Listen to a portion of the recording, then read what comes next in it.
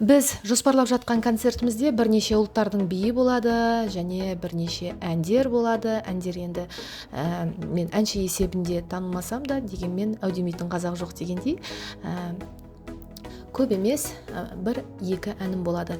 Яғни одан басқа да қазақ эстрадасында жүрген өздеріңіз танитын бірнеше әншілерді осы концерттік бағдарламаға қосқымыз келіп жатқан жайы бар. Сондықтан осындай қазақ киімдермен, басқа да ұлттық билердің киімдермен, бүгін дайын киімдермен түсіп жатқан жайым бар. Яғни сіздер үшін бұл бір хабарлама есебінде, немесе жаңағы қандай бағдарлама бар екенін көрсету мақсатында бұл бэкстейдждер түсіріліп жатыр. Менің қазір киіп жатқан киімім бұл тәжік биіне арналған. Яғни бұл дәл осы киім үлгісін бірнеше билерге қолданады. Бұны Сұрхан билеріне, Бұхара билеріне және де тәжік билеріне қолданатын киім үлгісі.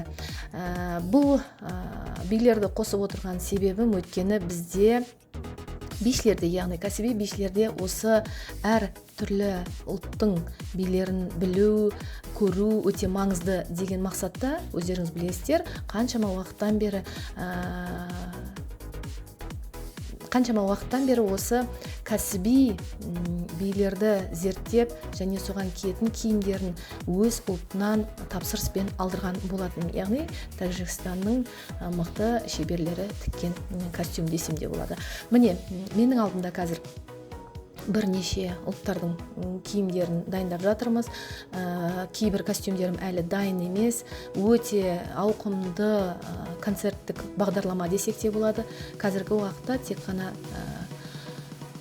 бір 20% костюмдер деп айтсам да болады, 20 емес, тіпті 10% деп те айтуым мүмкін, өйткені әлі менде массалық билер де өте көп. Сондықтан бұл концертімізде өте көп деген жоспарларымыз бар. Енді Алла сәтін салсын деймін. Менің қазіргі уақытта киіп жатқан костюмым бұл Хорезм биінің костюмы. Өздеріңіз білесіздер, Хорезм биінің, Лязгі биінің тарихы жайында шет жағасын білетін де болар. Яғни бұл өте ескі билердің бірі болып есептеледі. Яғни өзбек билерінің ең бір жаңағы ішіндегі мықты көрінетін және тарихта қалатын билердің бірі бұл Лязгі биі. Бұл бийсіз концерттік бағдарламаны елестету мүмкін емес деп ойлаймын. Ендеше қазір Макс мырзамен біз суретке түсіп, видео история түсіріп жатырмыз. Өйткені өздеріңіз білесіздер, Макс өте көңілді, сондай бір керемет фотограф десем де болады.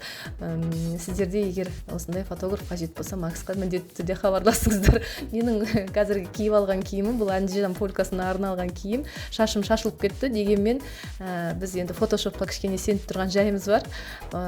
Бұл менің қазіргі көріп тұрған билеріңіз, бұл Сыған биі. Айтпақшы, бұл би менде өте тарихы мол би десем де болады. Мені табысқа да, жаңағы Атырау қаласында мені үлкен жетістікке де жеткізген осы би. Және бұл би бірінші жаңағы елбасының алдында биленген би, және сол кездегі мықты жаңағы үлкен мерекелік концерттерде биленген Сыған биі болып саналады. Бұл бидің тарихы өте көп десем де болады. Және ең жақсы көретін, ең сүйікті биім және авторлық биім десем де болады. Бұл би менің бағымды ашқан билердің бірі.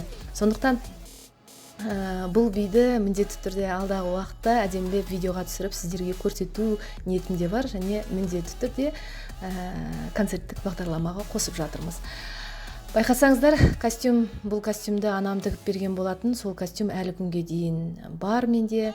Өкінішке қарай кішкене салмақ қосып алдым. Қазіргі таңда енді оразаның аяқталуын күтіп отырмын.